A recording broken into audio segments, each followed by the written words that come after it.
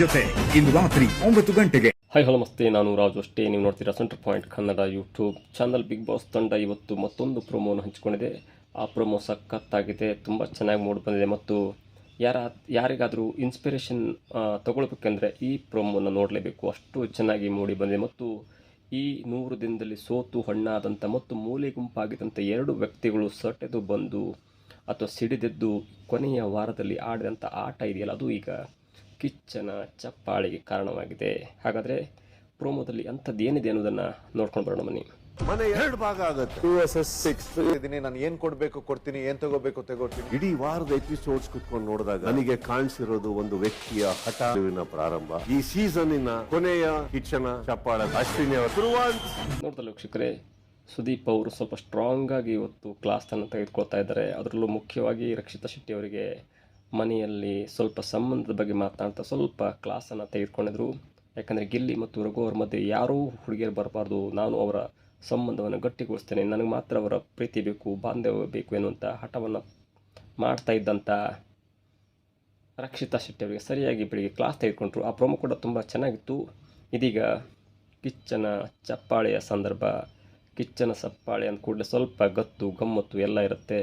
ನಿಮಗೆ big boss trophy ಹೇಗಿರುತ್ತಲ್ಲ ಅಷ್ಟೇ ಗಮ್ಮತ್ತು ಕಿಚ್ಚನ ಚಪ್ಪಾಳೆಗಿರುತ್ತೆ. ಅದರಲ್ಲೂ ವಾರದ ಚಪ್ಪಾಳೆ ಅಂದ ಕೂಡಲೇ ಸ್ವಲ್ಪ ಜಾಸ್ತಿ ಇರುತ್ತೆ.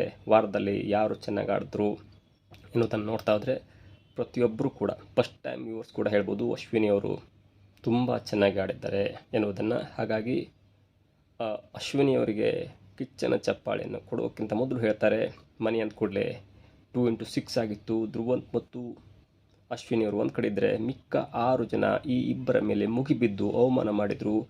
ಜೊತೆಗೆ ಅವರು ಅಲ್ಲಿಂದ ಎದ್ದು ಈಗ ಕಿಚ್ಚನ ಚಪ್ಪಾಳೆಯನ್ನು ಪಡ್ಕೊಳ್ತಿದ್ದಾರೆ ಅಶ್ವಿನಿ ಅನ್ನುವಂಥ ಮಾತು ಹೇಳಿದಾಗ ಅಶ್ವಿನಿ ಗೌಡ ಅವ್ರು ಹೇಳಿದ್ರು ಏನಂದರೆ, ನನಗೆಲ್ಲ ಅವಮಾನ ಆಗುತ್ತಲ್ಲ ಅಲ್ಲಿಂದ ನಾನು ಎದ್ದು ನಿಲ್ತೇನೆ ಮತ್ತು ಸ್ಟ್ರಾಂಗ್ ಆಗಿ ನಿಲ್ತೇನೆ ಅನ್ನುವಂಥ ಮಾತನ್ನು ಹೇಳಿದ್ರು. ಇದರಲ್ಲಿ ಪ್ರಮುಖವಾದ ವಿಷಯವನ್ನು ಗಮನಿಸೋದಾದರೆ ಕಿಚ್ಚನ ಚಪ್ಪಾಳೆ ಅಶ್ವಿನಿ ಗೌಡ ಅವರಿಗೆ ಸಿಕ್ತು.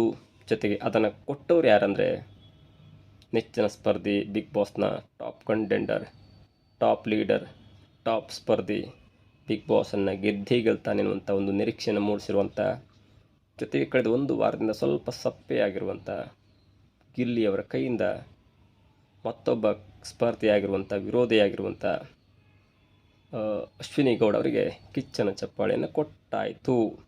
ಇದು ಒಂದು ಭಾಗ. ಇನ್ನು 2ನೇ ಭಾಗವಾಗಿ ನೋಡ್ತಾ ಹೋದರೆ ಈ ಸೀಸನ್ನ ಕಿಚ್ಚನ ಚಪ್ಪಾಳೆ ಯಾರಿಗೆ ಹೋಗ್ಬೋದು?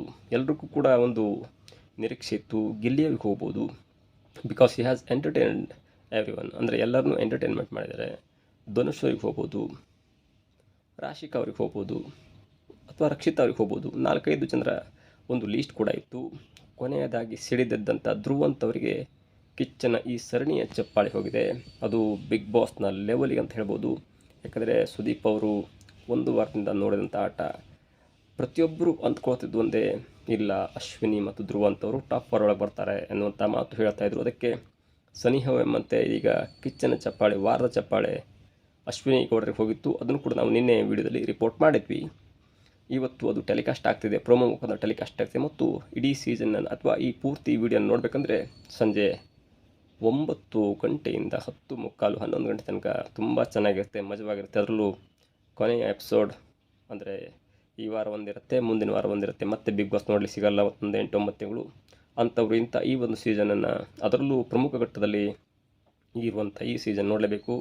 ಕಿಚ್ಚನ ಈ ಸರಣಿಯ ಚಪ್ಪಾಳೆಯನ್ನು ಪಡ್ಕೊಂಡಂಥ ಧ್ರುವಂತವರು ಕಣ್ಣೀರಿಟ್ಟರು. ಜೊತೆಗೆ ಅವರಿಗೊಂದು ಕಡೆ ಹೋಪ್ಸ್ ಇದೆ, ನಾನು ಕೂಡ ಟಾಪ್ ಕಂಟೆಂಟರ್ ಆಗಿ ಬಿಗ್ ಬಾಸ್ ಗೆಲ್ಬೋದು, ಟಾಪ್ 5 ಬರ್ಬೋದು, ಟಾಪ್ 3 ಬರ್ಬೋದು, ಸೆಕೆಂಡ್ ರನ್ನರ್ ಅಪ್ ಆಗ್ಬೋದು, ಫಸ್ಟ್ ರನ್ನರ್ ಅಪ್ ಆಗ್ಬೋದು, ಬಿಗ್ ಬಾಸ್ ಕೂಡ ಗೆಲ್ಲಬಹುದು ಎನ್ನುವಂಥ ಒಂದು ಮಾತನ್ನು ಇದೀಗ ಮನಸ್ಸಲ್ಲಿ ಇಟ್ಕೊಂಡಿದ್ದಾರೆ. ಹಾಗಾಗಿ ಮನೆಯಲ್ಲಿ 2 ವರ್ಸಸ್ 6, 2x6 ಎನ್ನುವಂಥ ಈ ಬಿಗ್ ಬಾಸ್ನ ಕತೆ ಇದೆಯಲ್ಲ, ಅದಕ್ಕೆ ಸೆಡ್ಡು ಹೊಡೆದು ನಿಂತವರು ಅದಂದರೆ ಅದು ಅಶ್ವಿನಿ ಕೂಡ ಮತ್ತು ಧ್ರುವಂತ್ ಅಂತ ಹೇಳ್ಬೋದು. ಮುಂದಿನ ದಿನಗಳಲ್ಲಿ ಅವ್ರಿಗೆ ಇವೆಲ್ಲವೂ ಕೂಡ ಓಟಾಗಿ ಕನ್ವರ್ಟ್ ಆಗುತ್ತಾ ಕಾದು ನೋಡಬೇಕಿದೆ. ಅದರಲ್ಲಿ ಪ್ರಮುಖವಾದಂಥ ವಿಷಯ ಅಂದರೆ ಇಲ್ಲಿ ಅಶ್ವಿನಿಯವರನ್ನು ಪ್ರಮೋಟ್ ಮಾಡ್ತಾ ಇರುವಂಥ ರೀತಿ, ಗಿಲ್ಲಿಯವರನ್ನು ಡೌನ್ ಮಾಡುವಂಥ ರೀತಿ. ಒಂದು ವೇಳೆ ಅಶ್ವಿನಿ ಗೌಡ ಬಿಗ್ ಬಾಸ್ ಗೆದ್ದರೆ ಅದು ಸಾಮಾಜಿಕ ಜಾಲತಾಣದಲ್ಲಿ ಅಪಪ್ರಚಾರ ಆಗಬಾರ್ದು, ಸಾಮಾಜಿಕ ಜಾಲತಾಣದಲ್ಲಿ ದೊಡ್ಡ ಚರ್ಚೆ ಆಗಬಾರ್ದು. ಅಶ್ವಿನಿ ಗೌಡ ಅವ್ರನ್ನ ಫೇವರೇಜ್ ಮುಖಾಂತರ ಗೆಲ್ಲಿಸಿದ್ದಾರೆ ಅನ್ನಬಾರ್ದು ಅನ್ನುವಂಥ ಕಾರಣಕ್ಕಾಗಿ ಈಗಾಗಲೇ ಅಶ್ವಿನಿ ಗೌಡ ಅವರನ್ನು ಒಂದು ಹಂತಕ್ಕೆ ಮೇಲೆ ತೆಗೆದುಕೊಂಡು ಹೋಗಿದ್ದಾರೆ. ಅದು ಅರ್ಥ ಆಗುತ್ತೆ. ಜೊತೆಗೆ ಒಬ್ಬರೇ ತೆಗೆದುಕೊಂಡು ಹೋಗಬಾರ್ದು ಅನ್ನೋ ದೃಷ್ಟಿಯಲ್ಲಿ ಧ್ರುವಂತ್ ಅವ್ರನ್ನೂ ಕೂಡ ಎತ್ತುಕೊಂಡು ಬರ್ತಾ ಇದ್ದಾರೆ. ಯಾಕಂದರೆ ಅಶ್ವಿನಿ ಗೌಡರನ್ನು ಒಬ್ಬರೇ ತೆಗೆದುಕೊಂಡು ಒಂದು ಸ್ವಲ್ಪ ಡೌಟ್ ಬರುತ್ತೆ ಅನ್ನುವಂಥ ಕಾರಣಕ್ಕಾಗಿ ಪಕ್ಕದಲ್ಲಿರುವಂಥ ಅವರ ಸಹವರ್ತಿಯಾಗಿರುವಂಥ ಆಪ್ತರಾಗಿರುವಂಥ ಮತ್ತು ಬೆಂಬಲಿಗನಾಗಿ ನಿಂತಿರುವಂಥ ಧ್ರುವಂತ್ ಅವ್ರನ್ನ ಕೂಡ ತೊಗೊಂಡು ಬಂದಿದ್ದಾರೆ. ಅಷ್ಟಕ್ಕೆ ಒಂದು ಕ್ಲಿಯರ್ ಆಯಿತು. ಎರಡನೇದಾಗಿ ಅಲ್ಲಿ ಆ ಕಡೆ ರಕ್ಷಿತಾ ಶೆಟ್ಟಿ ಅವ್ರನ್ನ ಡೌನ್ ಮಾಡ್ತಿದ್ದಾರೆ, ಕಾವ್ಯ ಅವ್ರನ್ನ ಡೌನ್ ಮಾಡ್ತಿದ್ದಾರೆ ಬೇರೆ ಬೇರೆ ಕಾರಣದಿಂದಾಗಿ.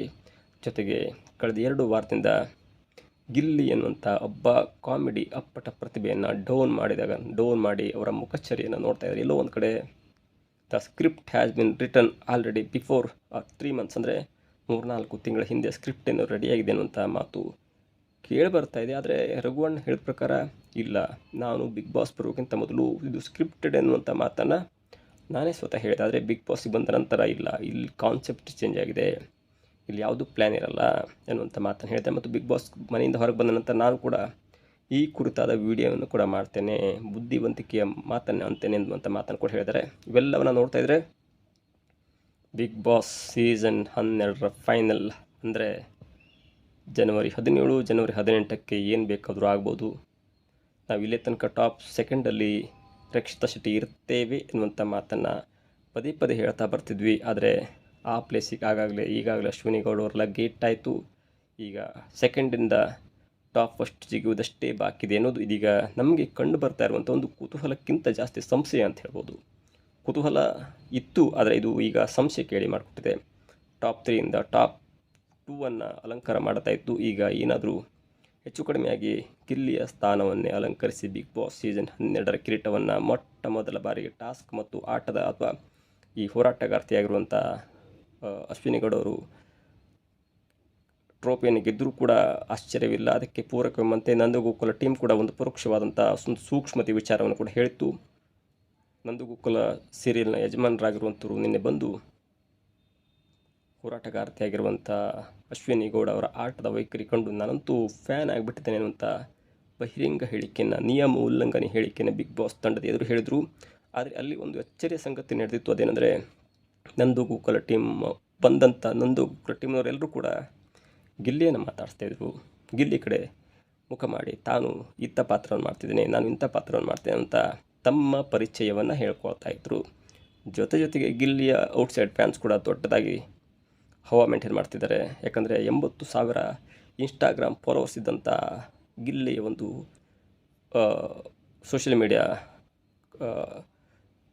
ಕಂಟೆಂಟ್ ಈಗ ಅಥವಾ ಸೋಷಿಯಲ್ ಮೀಡಿಯಾ ಪ್ರೊಫೈಲ್ ಈಗ 1.2 ಮಿಲಿಯನ್ಸ್ ಅಂದರೆ 12 ಲಕ್ಷ ಫಾಲೋವರ್ಸನ್ನು ಹೊಂದಿದೆ. ಅಂದರೆ ಗಿಲ್ಲಿ ಪ್ರಚಾರ ಮಾಡಬೇಕಂದೆಲ್ಲ ಆಟೋಮೆಟಿಕ್ಕಾಗಿ ದರ್ಶನ್ ಅವರ ಡೆವಿಲ್ ಸಿನಿಮಾಗೆ ಹೀಗೆ ಫ್ಯಾನ್ಸ್ ಪ್ರಚಾರ ಮಾಡಿದ್ರಲ್ಲ, ಅದೇ ರೀತಿಯಲ್ಲಿ ಇದೀಗ ಗಿಲ್ಲಿಯವರ ಫ್ಯಾನ್ಸ್ಗಳು, ಅಭಿಮಾನಿಗಳು, ಅವರ ಹಿತೈಷಿಗಳು ಇದೀಗ ಸ್ವಂತ ಹಣ ಖರ್ಚು ಮಾಡಿ ಅಥವಾ ಸ್ವಂತದಾಗಿ ಪ್ರಚಾರ ಮಾಡ್ತಿದ್ದಾರೆ. 12 ಲಕ್ಷ ಫ್ಯಾನ್ಸ್ ಫಾಲೋವರ್ಸ್ ಇದ್ದಾರೆ. ಅಂದರೆ ಏನೂ ಮಾಡದೆ ಮನೆಯಲ್ಲಿರುವಾಗಲೇ ಸೋಷಿಯಲ್ ಮೀಡಿಯಾದಲ್ಲಿ ಆ್ಯಕ್ಟಿವ್ ಇರೋದಂಥ ಗಿಲ್ಲಿಗೆ 12 ಲಕ್ಷ ಫ್ಯಾನ್ಸ್ ಫಾಲೋವರ್ ಇದ್ದಾರೆ. ಅಂದರೆ ಆ 12 ಲಕ್ಷ ಜನ ಮತ ಹಾಕಿದರೆ ಆಲ್ರೆಡಿ 1 ಕೋಟಿ ಮತ ಆಯಿತು, ಹಾಕಬೇಕಷ್ಟೆ. ಹೀಗಾಗಿ ಇವತ್ತು ಕಿಚ್ಚನ ಚಪ್ಪಾಳೆ, ಅಶ್ವಿನಿಯವರು ಸಿಕ್ಕಿದೆ ವಾರ ಚಪ್ಪಾಳೆ, ಜೊತೆಗೆ ಸರಣಿಯ ಚಪ್ಪಾಳೆ ಧ್ರುವಂತ್ ಅವ್ರು ಸಿಕ್ಕಿದೆ. ಇದೆಲ್ಲೋ ಒಂದು ಕಡೆ ಬಿಗ್ ಬಾಸ್ನ ಕಿರೀಟ ಅಲ್ಲೋಲ ಕಲ್ಲೋಲ ಸ್ಥಾನ ಪಲಟ ಆಗೋದರಲ್ಲಿ ಯಾವುದೇ ಸಂದೇಹವಿಲ್ಲ. ಇದಾಗಿತ್ತು ಇವತ್ತಿನ ವಿಶೇಷ. ನೋಡ್ತಾ ಇರಿ centre point Kannada YouTube channel.